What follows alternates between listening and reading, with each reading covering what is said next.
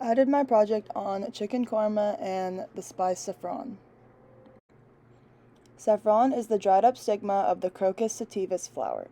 It does not bloom on its own, though. It needs human intervention. This is one reason it is the world's priciest spice. Iran produces 85% of the world's saffron because of its sunny and dry climate that is needed for the saffron to grow.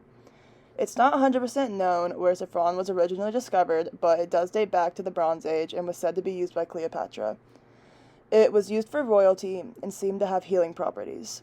It has so many antioxidants that it has been historically used to treat heartache to hemorrhoids. It was also popular as a food coloring in the Middle East. There are murals that date back to 1650 BC that show women using saffron as lip makeup, and some say that was in preparation for a religious ritual. In Egypt, there was a religion where saffron played a central role.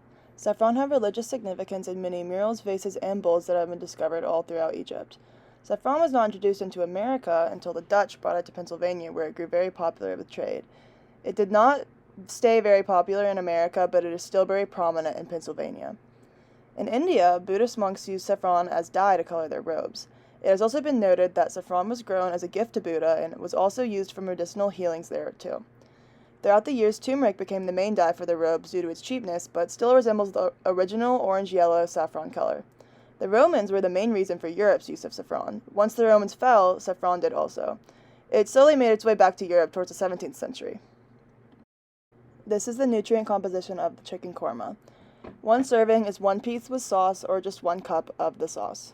It is 230 calories, 16 grams of total fat, 257 milligrams of sodium, 14 grams of protein, 266 milligrams of potassium, and 7.4 grams of carbohydrates.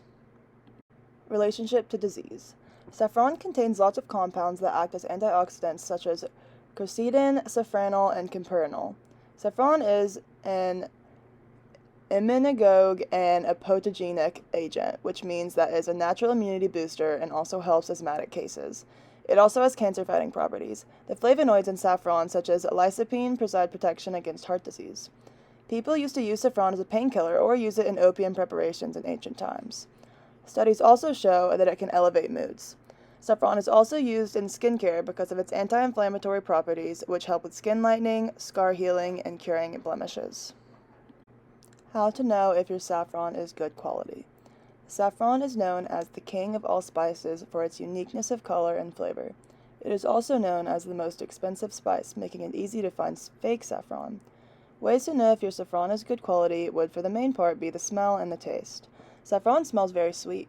It actually tastes a little bit bitter alone, but is used to sweeten meals mainly. Real saffron heads are trumpet-shaped, so it must bulge at one end. Your fingers will also turn yellow or orange if you rub your fingers on the stigma. A good test on accuracy would be to put your saffron in water and wait 30 minutes to an hour. The water should turn an orange-yellow, but the saffron should still be a vibrant color. Another easy way to tell if yours is fake or not would be the price. Saffron is always going to be pricey, so if it's cheap, it may just be fake. This is a recipe for saffron chicken korma by the Eating Well magazine. First, you're going to heat 4 tablespoons of oil in a large skillet over medium-low heat. Add onions and cook, stirring frequently until caramelized and slightly crispy for 25 to 30 minutes. Transfer to a blender and add cashews and water. Blend until smooth. Then you're going to combine yogurt, garam masala, cardamom, cayenne, coriander, turmeric, and saffron in a medium bowl and set it aside. Place the pan over medium heat and add the remaining 1 tablespoon of oil. Add peppercorns, bay leaf, and cinnamon stick and toast until fragrant for about 10 to 15 seconds.